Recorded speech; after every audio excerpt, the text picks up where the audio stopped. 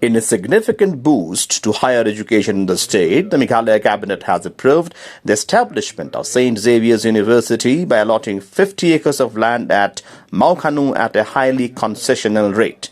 Addressing the media following the cabinet meeting on Wednesday evening, Chief Minister Conrad K. Sangma said the decision was taken after extensive deliberations with the management of the university. He informed that the land would be allotted at a concessional rate of Rs 1 lakh per hectare to facilitate the setting up of the institution. Describing the initiative as a strategic investment in the state's human capital, the Chief Minister said the move goes beyond a mere land allotment and reflects the government's commitment to expanding quality higher education opportunities for Meghalaya's youth.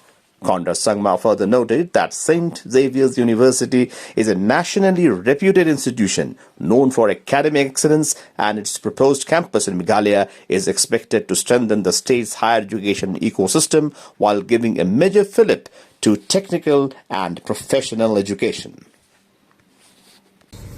For the establishment of St. Xavier'S University in Shillong.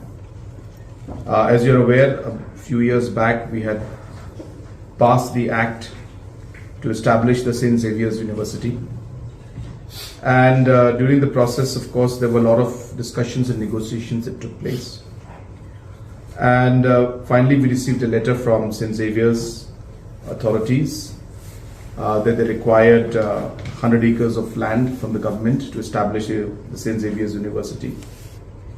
And after detailed discussion, we have decided as a cabinet that we will be able to give 50 acres to St. Xavier'S in Maukhanu at a rate of about 1 lakh rupees per hectare, which is at a very concessional rate.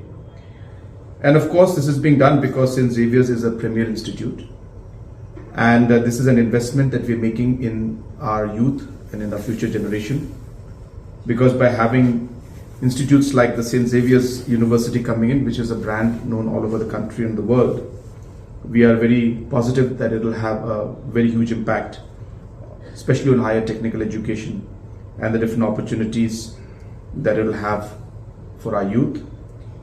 And this goes in line with our commitment towards education and our vision to take the overall education sector to greater heights, and also to provide better opportunities for our youth of our state and the region as a whole.